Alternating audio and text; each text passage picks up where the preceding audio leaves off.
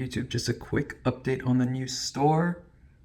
We officially got our first sale on the branded dropshipping store. I'm gonna just insert this in with the new video. You can see it right there. One order. The first sale always hits different. It's way too late right now, but there's the proof. The first sale always hits different. Branded dropshipping. Let's see how far we can take this thing. Yo, what is up, YouTube? Back at it with another video. I'm just giving you my week 3 update on the ecom journey with the branded dropshipping stores and the USA supplement brand. So I think in the beginning of this video, I probably put a little snippet. If you haven't seen my last video, I basically mentioned that I finished the first branded dropshipping store that I wanted to create, and I had the ads launched and live. And probably before this clip, you saw that I did get the first sale for that store. And in that same day, I got 2 sales at a $99 AOV, which is really good sign. And the first sale always hits different. Doesn't matter how big of a numbers you've done, that first sale on a new store really, because you're always like anxiously waiting, like when it'll happen. And like you're like, oh, is the store broken? Is this shipping set up correctly? Is the checkout working? All this and that. But that first sale is always so good. So, and I think the validation strategy I talked about in the previous video has obviously proven to be somewhat good. So we're going to see how that scales. Currently have 4 sales for the product total. And we'll see. I haven't bumped budgets or anything. I just killed a couple of bad performing creatives. And the way I judge that is usually I don't put much merit on CPC, but I had some creatives where the CTR was just so low. So it is a new ad account. It is a fresh pixel. I was going to give it some leeway, and I did, but it already got to around $100 in spend. And I was like, okay, I'm just not going to keep running these ads that have spent over $100 with such a low CTR, which drives up the CPC, and I'm not getting a lot of inflow traffic because the CPM was pretty decent. It was the CPM right now on the new ad accounts are around $50. So that's all good. Got the first sale, and that is amazing. So what's next with the new branded dropshipping store and what I'm going to do next to hopefully scale these to big numbers? When you do launch a product and you do want to scale, it's all about iterating, making small tweaks, small changes here and there to just increase performance little by little. So the first iterations I always do. So since we did get sales, it is a good sign. First iterations that I'm going to do is content. And that means more product photos when I say that. So the product photos on the product page, I think are one of the highest variables you can test to change your conversion rate.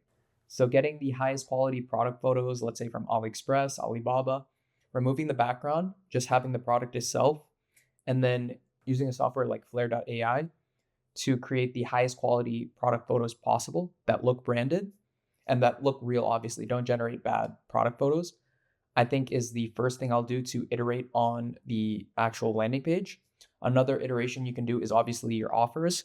Because the AOV was so good on those initial purchases, I'm testing both a higher and lower price point because the higher you can go, it's obviously better because you can afford a higher CPA. But that's also another iteration you can do when you are seeing signs of life. So product photos, the offer. I also like to iterate on the winning ad. Right now, there's no one clear winning ad, which is why I'm not super bullish on this product because these sales are spread across 3 ads, if I'm not mistaken, 3 creatives. So there's not one clear winning creative. To really iterate on a winning ad, it's more taking a ad that's getting the most sales and is dominating spend. You take that ad and then you test new hooks, you test new scroll stoppers, you test different bodies, you test a different script. So that's another iteration you can do if you have a winning creative that's clearly a winning creative. But that's not the case right now with the new store. So not going to be iterating on any creatives yet, but we'll see if more sales come in and one creative dominates spend. Another thing you can do is optimizing your funnel is obviously listicles, advertorials, if your product is in a niche where that makes sense. Now with this product, I think a listicle could work and that's something I can test, but I don't think that's a high value test right now. If I'm iterating on this product because I want it to improve and I want to get more sales and scale, product photos is the main thing I'm going to focus on. And then after the product photos, offer. Because That's what I can control. The other things I can't control is just testing more ads. But I tested this product with 12 creatives, and I think I've turned off 2, and there's no clear winning creative right now. So the only thing I can do on the Facebook ad side is rather upload new creatives or wait. So that's something you guys need to learn to do if you aren't doing as well. Like, Facebook needs time.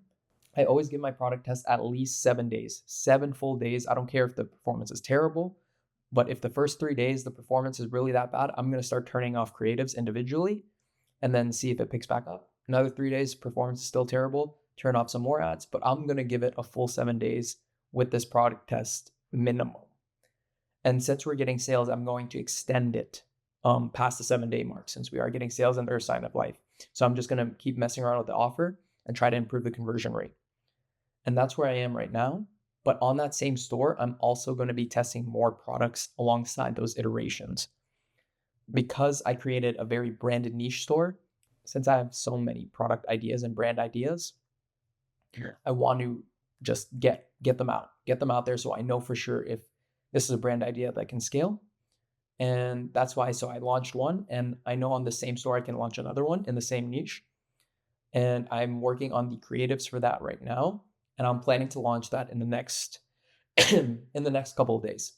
So we're gonna have 2 products running on the new store. We're gonna make the iterations on the first product that is getting sales, and then the next thing for me is actually creating another branded niche store for a completely different niche, and to start testing more branded ideas on there. Obviously on a separate niche. I know like people will be like, why don't you just test it on the same store? I want the store experience to feel as branded as possible. That's why I have them completely separated by niche. I'm working on that new store now. I have the brand name locked in, and to get the brand name, I'm always using Namelix. Namelix, I don't know the full domain, but Namelix AI brand name generator, whatever, you can Google it.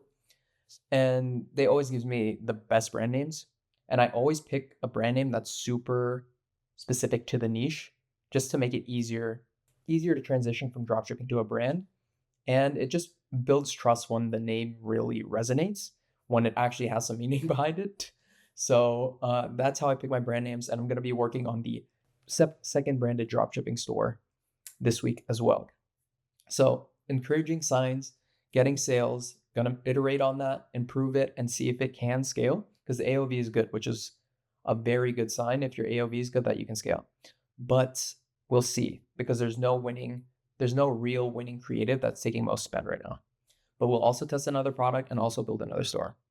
As for the supplement brand, right now I'm testing a lot of AI UGC ads. I think in the last video I said I was testing AI UGC, but I actually meant I was testing Midjourney. Those Midjourney TikTok style ads, that's what I was testing the week prior.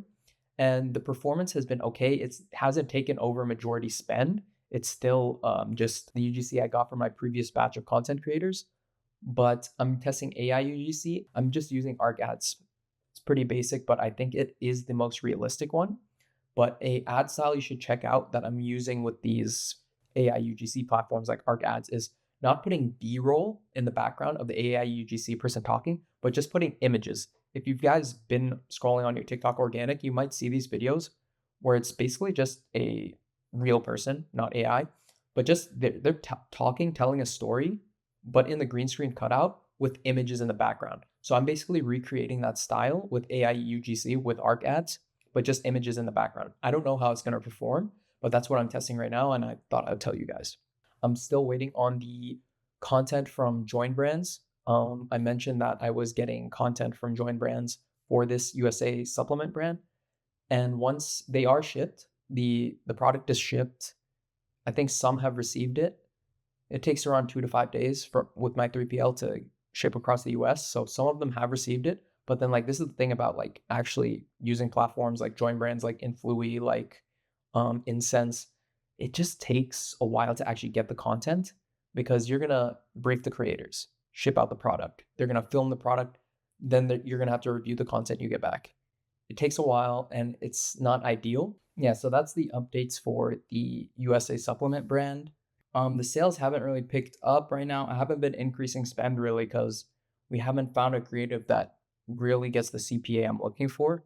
So we're just been at our baseline budget, and I'm starting to think of running cost caps, but that would just limit the learnings we do with each creative test. And that's the biggest thing I've realized I need to improve on, not just with the USA supplement brand, but with all ecom in general, is the iterative process and the learning process with creative testing.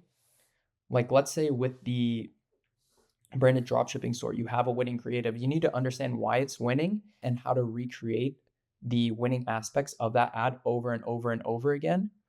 And basically, you also need to test other concepts and understand why it's losing and figure out what went wrong with the creative test.